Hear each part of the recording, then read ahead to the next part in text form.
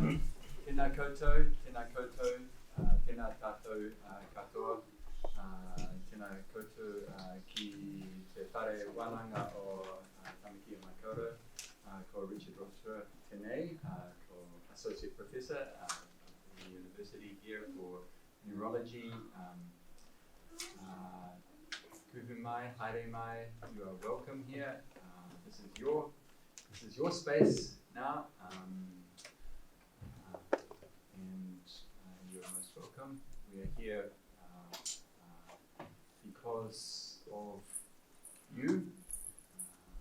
We are here because of Tara, who has pulled us together. We're here because of Miriam, who's organised us. We're here because of the Duncan Trust, who has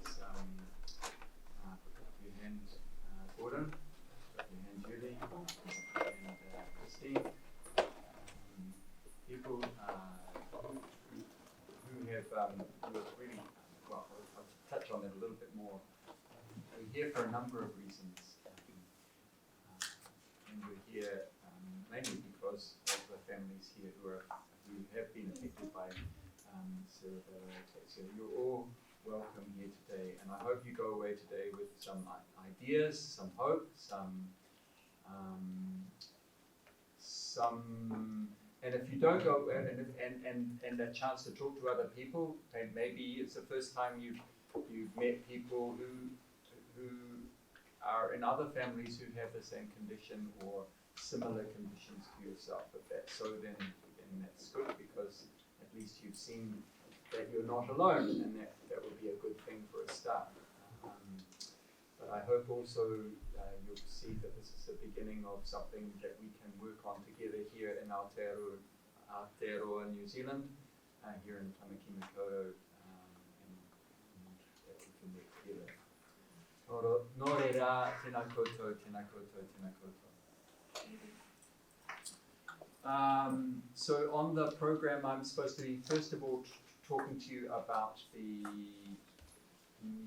Centre for Brain Research Neurogenetics Research Clinic, and then talking to you about cerebellar ataxias, but it's kind of a little bit around the wrong way for me. So I'm going to give a little bit about cerebellar ataxia, and then kind of talk to you about the clinic and how that fits into it. Okay? So the cerebellum.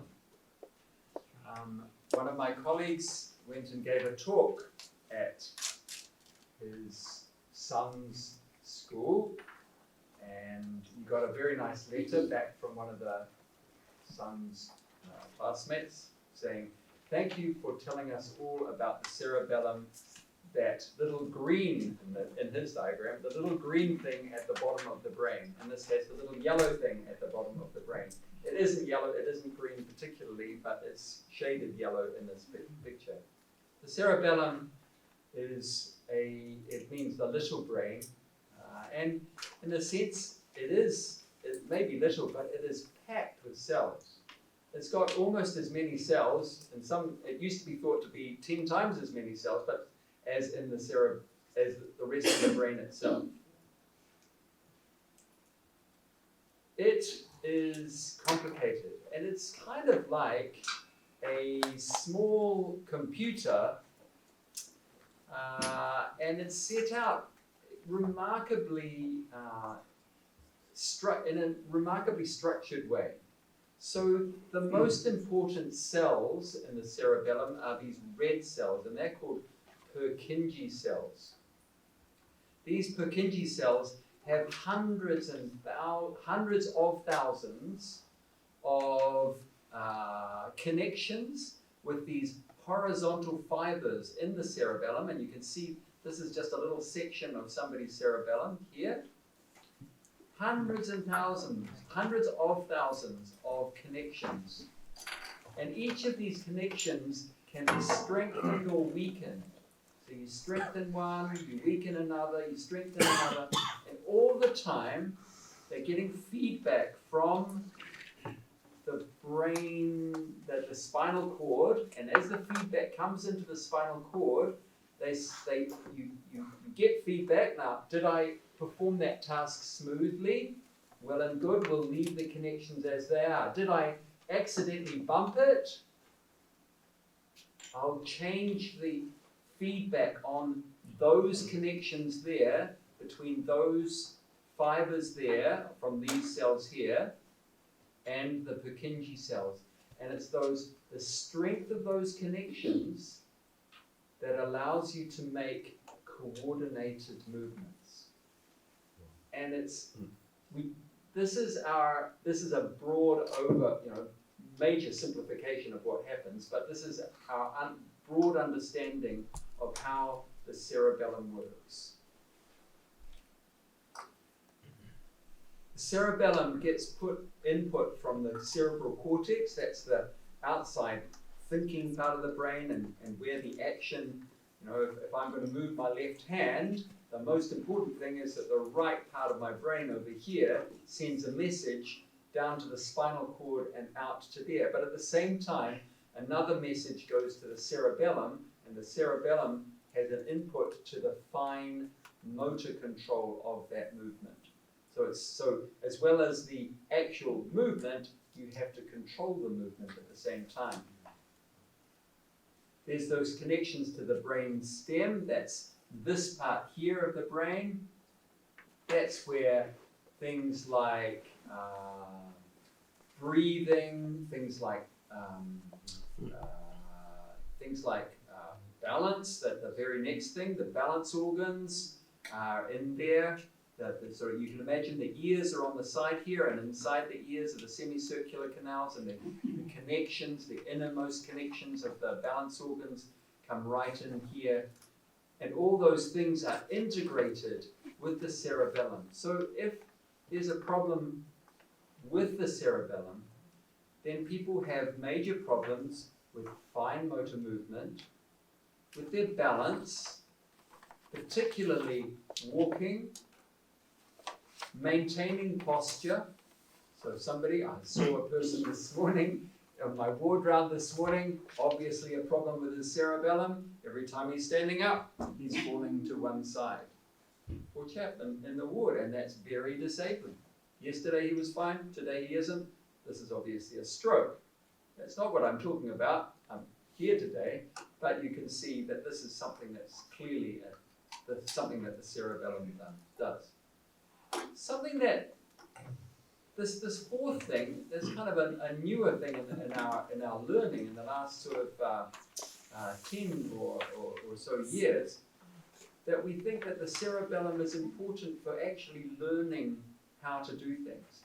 So you might, for example, when you're trying to learn a piece of piano, you start off thinking, that note is that note, and then after a while you get the rhythm of it, and as you do that, you have to train your cerebellum in those patterns, and then after a while, the cerebellum stops.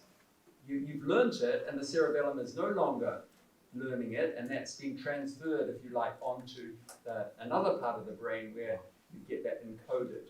So it's part of that learning procedure, is the cerebellum is part of that. So there are many sorts of conditions that can cause injury to the cerebellum. I mentioned the person that I saw this morning on the ward round over at the hospital who'd had a stroke. This is just where the blood supply to part of the cerebellum is blocked.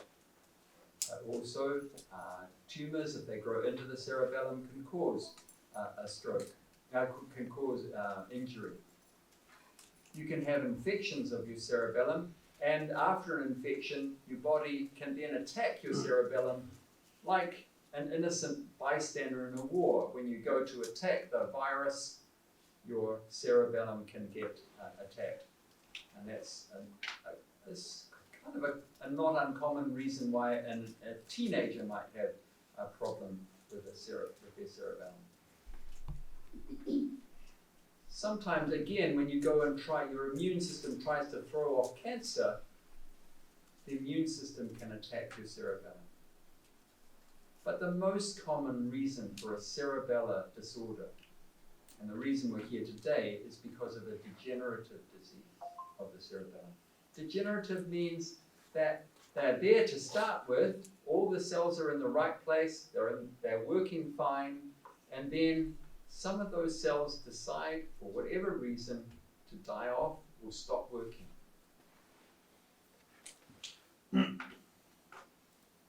And if I can just give you some examples from that you may have heard of, you've probably heard of osteoarthritis, the thing that a lot of people in New Zealand need hip replacements for. Your hip joints, your bones degenerate, and so you need a hip joint replacement. You may have heard of type 2 diabetes, where your pancreas basically gets tired and runs out of energy effectively and doesn't make insulin anymore. Then there's some of the neurological degenerative diseases that you may have heard of, like motor neurons disease, Alzheimer's disease, Parkinson's disease, and cerebellar diseases are also degenerative diseases. They're in that group of diseases. Now, over here I've drawn a graph, if you like, of how genetic these diseases are. Now, you might be interested to know that osteoarthritis is thought to be about 40% genetic. And you that may or may not surprise you. You may think, I know that both my parents never needed a hip operation. Well, the only one that needed is because their bones were so strong that when they fell, they fractured their leg everywhere else but their hip. Because they were really, and I don't anticipate I probably will need one, but my wife's family, they all need hip replacements, you know, so it's one of those things that often runs in families. You may come across that in your families. Type 2 diabetes, we know that there's a genetic component, but also you will be familiar that eating lots of sugar, being overweight, and those sorts of things can predispose you to type 2 diabetes as well. There are some genes that cause motor neuron disease, but largely we think that there may that genes we're not sure what causes motor neuron disease actually, but there may be a genetic component, but it's small, we think, at the moment. Again, Alzheimer's disease, there are some specific genes that cause Alzheimer's disease, but largely we don't think that that is genetic. And same with Parkinson's. But with cerebellar disease, degenerative cerebellar disease, the vast majority of it is genetic. All right? And so that's where I'm coming, because I am a genetic neurologist. So this is bang dead center of what I do as a neurogenetics doctor. The name that we give to these diseases is Spinocerebellar Ataxia. And that's just a spino, meaning spine, like spinal cord, because often in association with degeneration of the cerebellum, there is associated degeneration of the spinal cord. And often that word Spinocerebellar Ataxia is shortened to SCA. So you may or may not have heard that you may have heard this word SCA. I wonder what's the SCA thing? I've got a SCA. So nothing, certainly the typists can't, they're always writing SCAR whenever I say SCA, but it's actually Spinocerebellar Ataxia. And we know of at least 40 different genes which cause Spinocerebellar Ataxia. And they're numbered 1, 2, 3, 4, up to, I think, there is certainly a SCA 39, but there are some numbers left out, and there are other ones which are which don't have numbers. So some, okay. Now these are genetic conditions, and you may know that there are different sorts of genetic conditions. So there are dominant conditions and recessive conditions. So a dominant condition means you just have to have one gene abnormal and you'll get the disease. A recessive condition means you have to have received two faulty copies, one from your mum and one from your dad. They have to come together in you to get the condition. So examples of a recessive condition would be Friedreich's ataxia. Another is the recently described canvas syndrome, something that that is a New Zealand particular condition, autosomal recessive condition called canvas syndrome. But the more common ataxias actually are dominant condition, and in particular, so if you RSVP today, most of the people who RSVP today have autosomal dominant conditions. So the rest of my talk is going to be about some of these autosomal dominant conditions, the scars 1, 2, 3, 6, 7, and 17, numbered just because they were found in that order. They're not in any, they're not, there's nothing,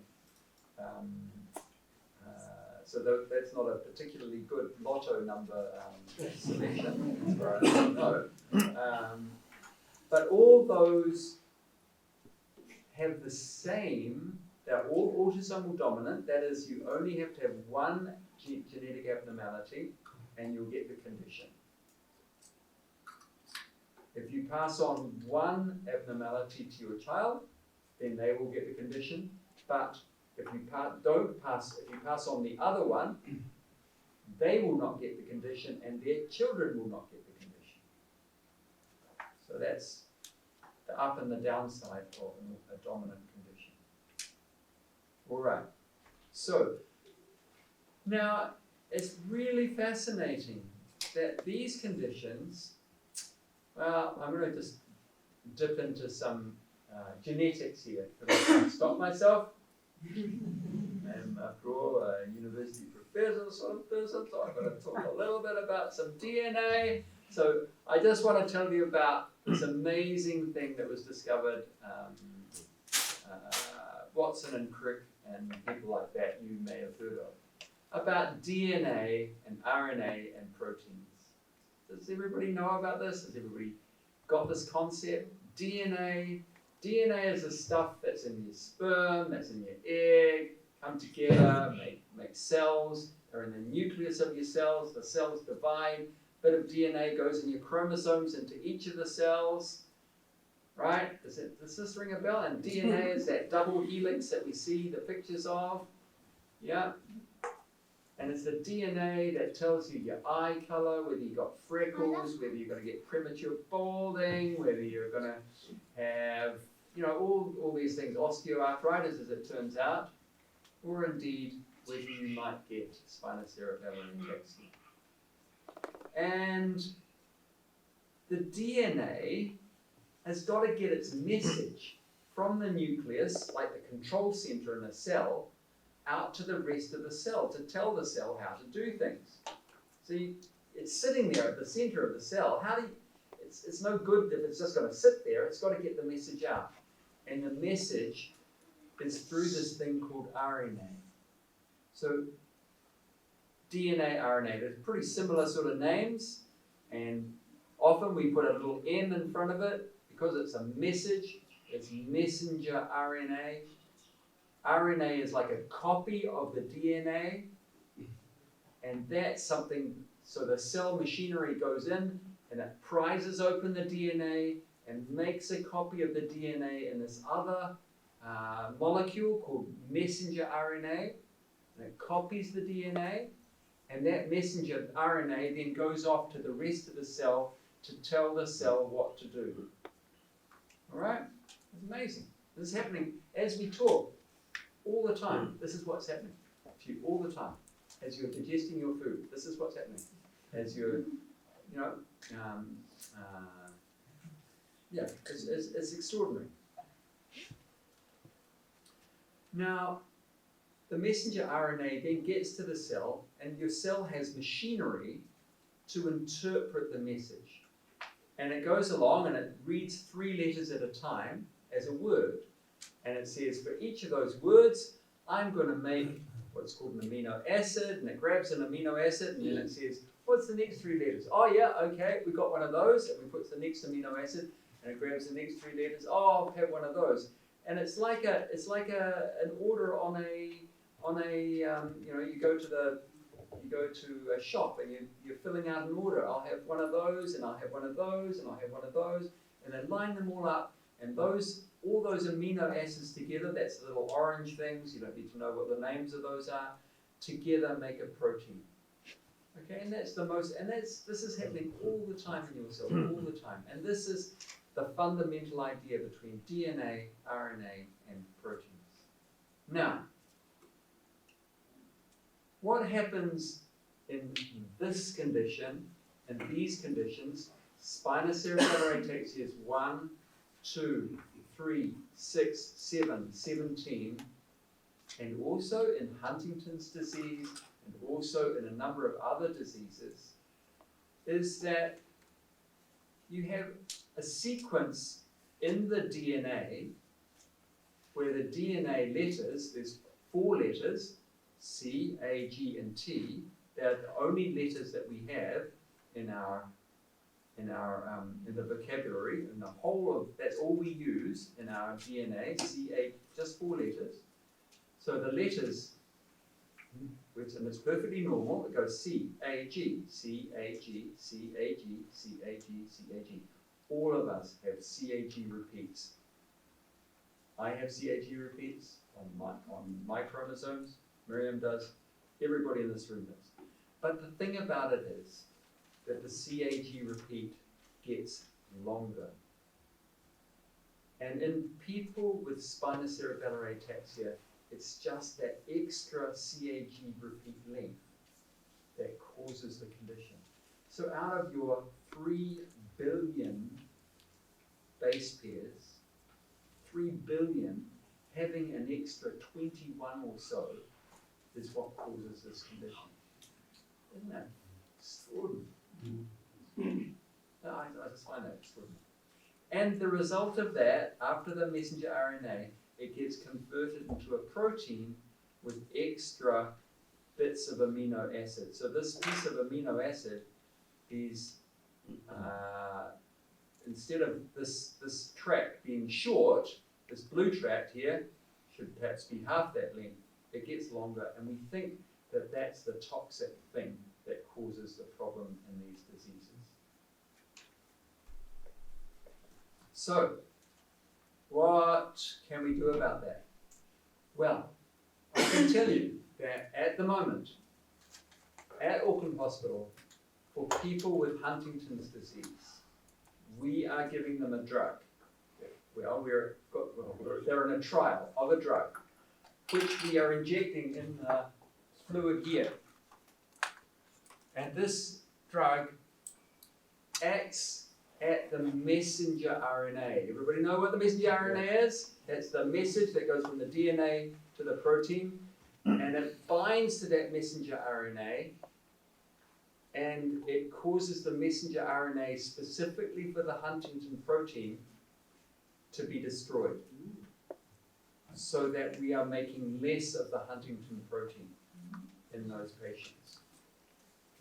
So this is plan number 1. That study has been going on for 7 months now, and it will be going on for 2 years and 801 patients. It's an international study funded by Roche.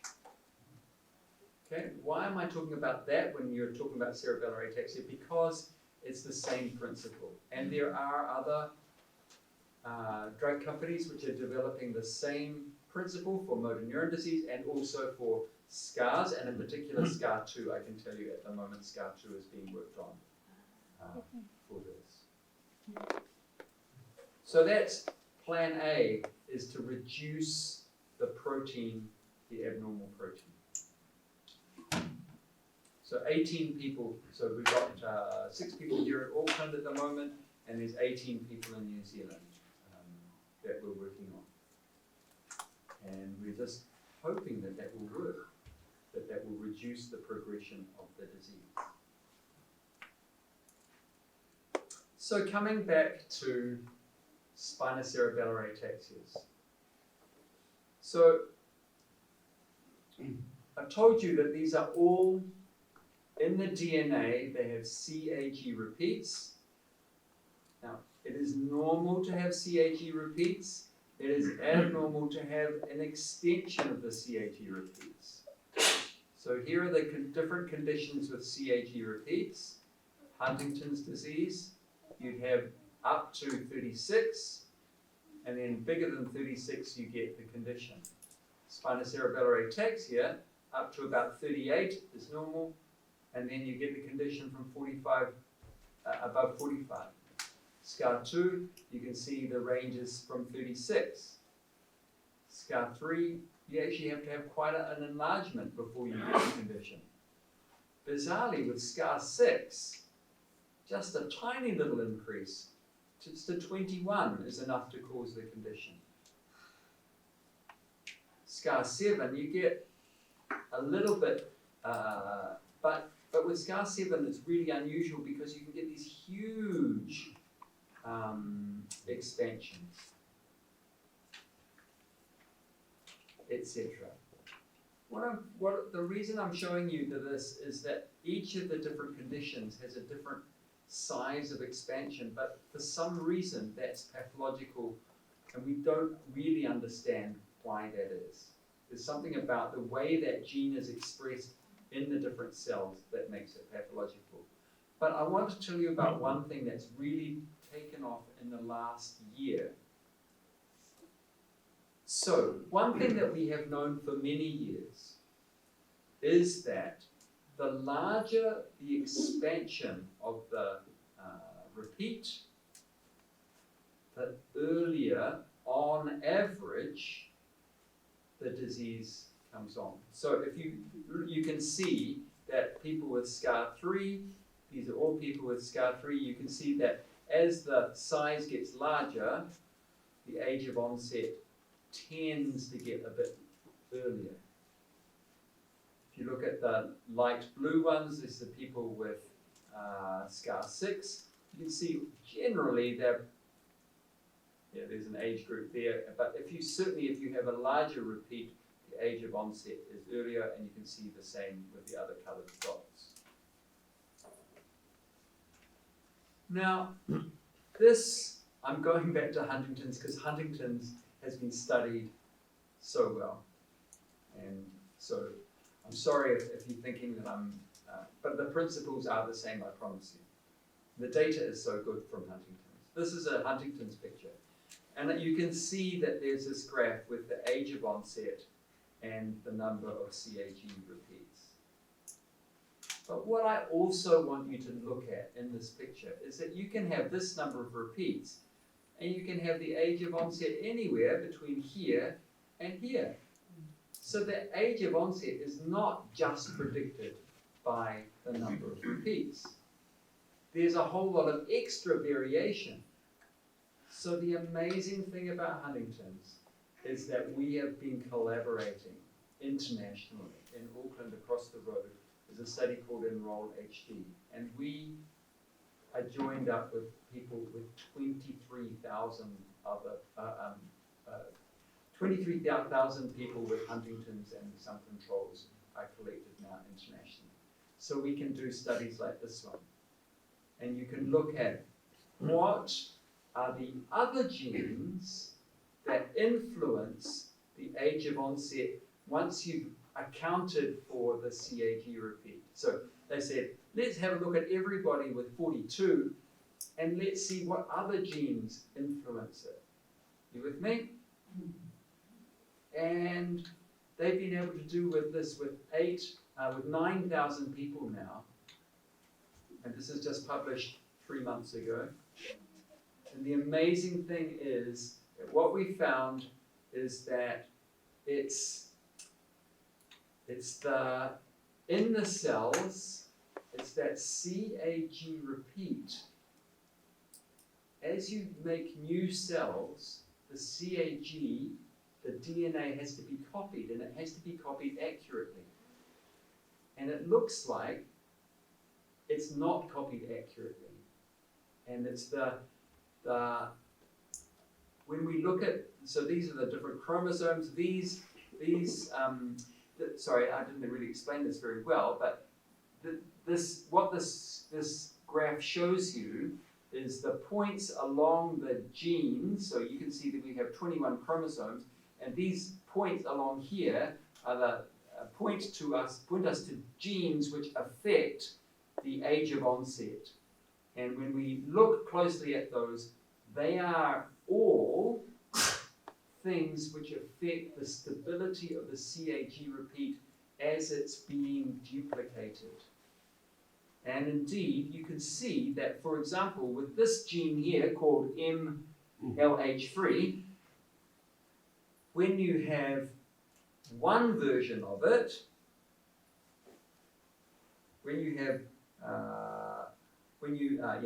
this is actually in a mouse, you can cut its tail off, right? And you can measure it in a mouse. Sorry, that sounds gruesome, doesn't it? There's no change. But if you look at the brain, you can see that if you have this version of the MLH gene or this version of the MLH gene, which are known to be associated with earlier onset of disease, you can see that the size of the CAG repeat has got much larger in the brain substance of those mice. You with me now still? Have I lost you? So what I'm trying to say is that it's not just the CAG repeat you are born with, it's what's gone on in the brain, and the brain has then, inside those cells in the brain, the CAG repeat has got bigger. And so it's the genes that control how stable the CAG repeat is in the brain that affect your age of onset.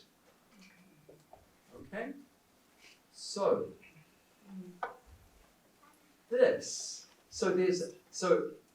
that was published in about October at a meeting I was at 2 weeks ago in America, about the last international meeting that I'll ever go to for a very long time.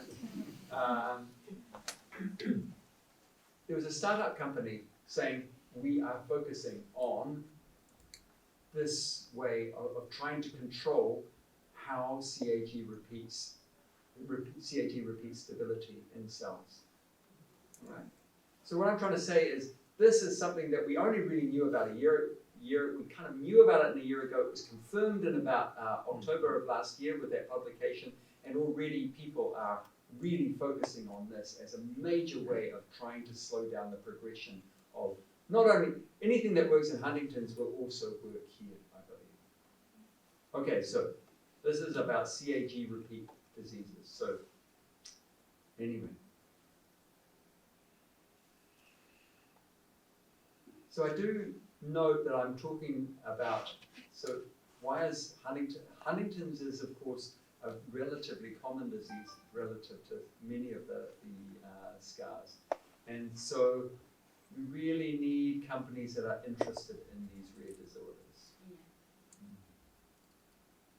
So I'm just going to, so that's kind of, you are up to date with where we are with these scar disorders. There are many other aspects of these things, but I just wanted to bring you those ideas to tell you where we're kind of going with trying to slow down the progression of these conditions at the moment. Because while these things are actually aimed at stopping the progression, the fundamental genetic progression of the disease, there are other things that we can try to actually treat some of the symptoms. And I'd have to say this has been a little bit, there's been a number of small trials, and disappointingly small, really, trials, 10 or 20 people in a trial. And you can see them for yourself. If you're my patient, I'd probably encourage you to look at clinicaltrials.gov. You can just go onto on the website. You can put in SCAR2, for example, and you can see what trials have been done. A few years ago, there was a trial of varenicline, that's Champix, the drug to stop you from smoking, and that seemed to suggest that it would stabilize and help people with their walking. I have to say, in the patients that I tried it in, it didn't particularly work. I have tried amantadine in a few patients, and that has worked for some patients, but not for others. But it's worthwhile trying. How does that drug actually work? Which one? The one that you were just talking Varenicline? about, you've seen some success. Amantadine? Yeah, amantadine, it modifies dopamine in the brain. So amantadine has been used for many, many years in Parkinson's disease. And in Parkinson's disease, we particularly use it when people are unsteady.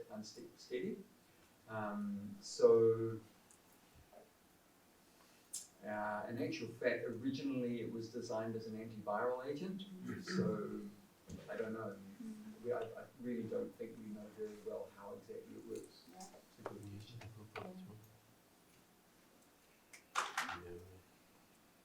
Something that I heard at a meeting a year ago, an ataxia meeting, and I'm interested to see, there's been a little study about this, and there's an ongoing study. This is using electric current to stimulate the cerebellum. So this is, I don't know if you can see very well, this person is wearing like a band around the head and a band around the chin. And inside this band here, there's an electrode, and there's another electrode down here. And this is just an electric current, a small electric current, which the patient can't even feel. And it appears that may improve balance in people with cerebellar ataxia. So there's been a study with 10 patients, and they're going on and doing a study with 50 patients. Do they wear it all day long? No, it's like a 20 minutes, I think it was 20 minutes a day for 5 days, and it seemed to actually improve it afterwards. So that's something to watch. Would that be a similar sort of thing to ECT? Similar idea? It's, think of it as like a hundredth of a hundredth. So it's not actually, it's really just, you can't even feel it. Whereas ECT is something where you're making every cell actually depolarize, so much so that you have to give people general anesthetics, otherwise they have a generalized seizure. Over here at the university, I have a associate professorship, and I'm working with an amazing group of people here as well. And we are we've set up in the last 6 months a group of people, a clinic called the Centre for Brain Research Neurogenetics Research Clinic. And the aim of that is to see people with genetic conditions and to see them and to do research with those people. And we've started off with a condition called Friedreich's ataxia, and partly because, so that's one of the autosomal recessive ataxias. We started with that group partly because there already is an international study going on, and we're just joining in with them. So we and the Friedreich's Ataxia Research Association of New Zealand is funding everybody in New Zealand to come to that clinic. So it'll be about 40 patients throughout the year coming to that clinic. So we will see that. And what does that mean? That means we will see them, we will give them a clinical, some clinical feedback. We will record all the information about them on an annual basis, and we'll, and some of that's pretty boring, like moving the toes, tapping the reflexes, walking up and down for 6 minutes, doing this wretched 9-pin mind peg hole test, which everybody hates apparently. I don't do that bit. Measuring their visual acuity, doing an ECG. It's all very protocolized. So why are we doing that?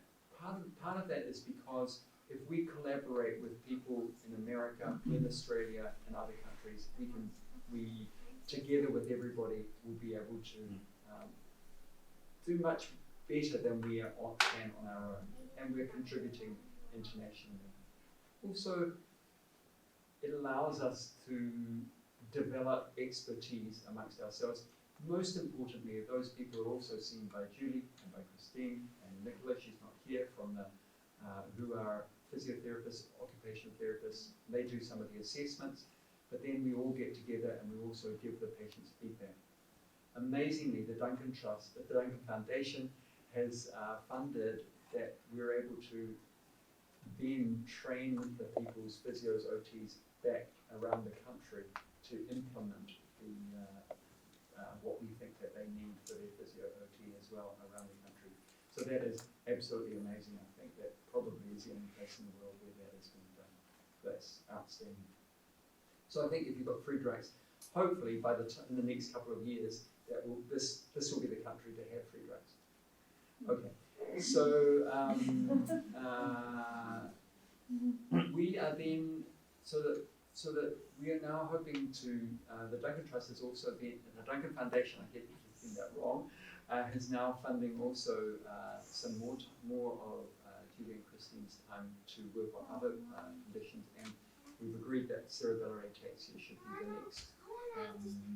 the next group of conditions. So we're working on extending that to seeing other people on a regular basis. We've got to get a research protocol because this is a university, so we actually have to do research here. It's not just offering a clinical service. Clinical service is an important part of it, but it's actually doing it as a research protocol as well. Do you have ataxia people with SCA involved in those ones that you're talking about? Not yet, about to. That's what I'm saying. We're just expanding it to that. See. That's the plan. That's the plan. All right. So we're just developing the protocol for that. So we expect that we'll be able to do that. And so yeah. So not quite. Watch this space. The idea there then is that we will be able to, for example, we might have an idea of a treatment that we'd like to implement and trial, or but the most important question for me is, how do you know whether something works or not?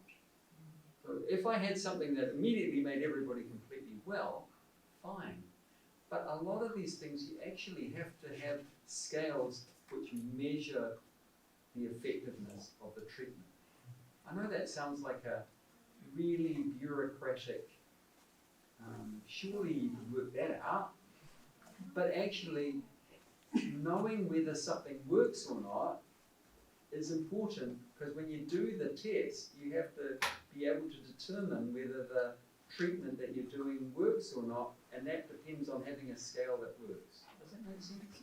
Yeah. So a lot of the work is going on actually still devising the way of measuring it. So we're working on that still. So that's some of what we'll be working on too. Anyway, so I hope that we will actually be doing clinical trials, whether it's us ourselves devising clinical trials or taking part in international research, one or the other. But I would anticipate that we wouldn't just be following people and documenting how they are going, but starting to actually do our own interventions. But we might be finding our feet first. The one you talked about before with the injection for Huntington. Yes. Is that your own? Is that one that No, is that's only in New an Zealand? international study funded by Roche, run by Roche. A study like that is, billions of dollars worth. Right. Yeah. Will it be rolled out for SCA patients, doctor? Pardon? Will that injection be rolled out for SCA patients? So I've heard that there's a drug company called Wave, which was trying to organise that for SCA2, and I think that they are in the early stages of that at the moment.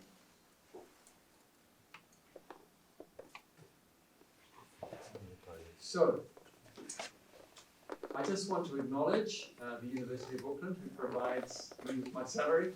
It's amazing. So I don't know if we're going to be able to, maybe somebody later can show us, so I'm not sure if we'll have time, but the clinic space downstairs is free for us to use for the clinic, so that's fantastic. I've mentioned the Duncan Foundation. I'll mention them again. Gordon, doing a fantastic job. Actually, I think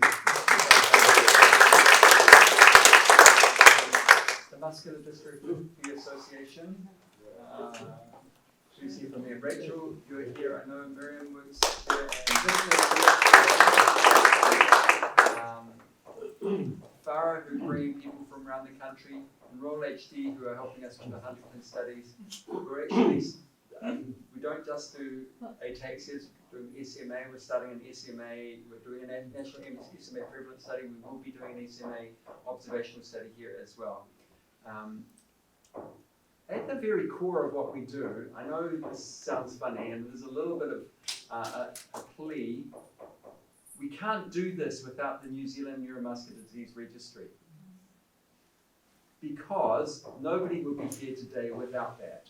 We don't know who you are, we don't know how to contact you without that. It's been going for 9 years now, incredibly successful in terms of so there are two ways you could help with that. One is you could talk to the Muscular Dystrophy Association, if you're a member, and please remind them how important it is, because this is an important thing, that is a collaboration between our team and the MDA.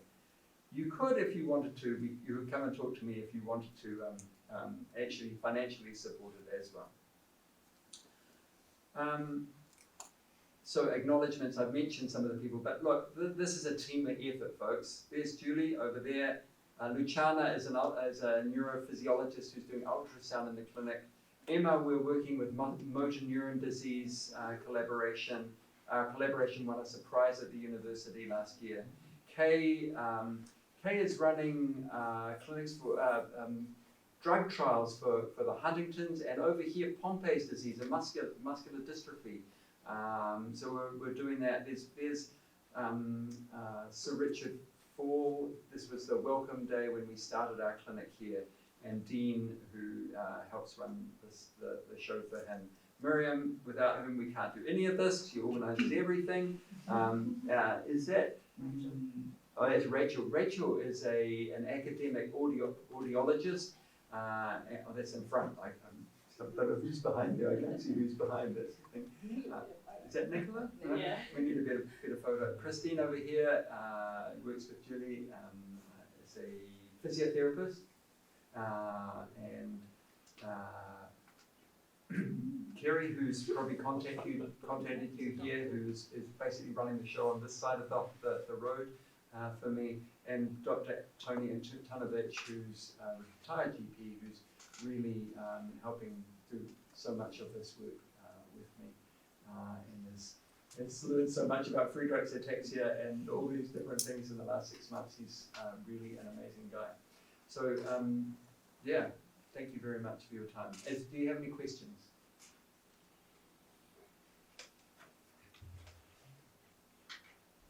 I just have one comment. It's amazing that you finished at 9 minutes past 1, because at 10 minutes past 1, Julie's going to sleep. It's just beautiful timing.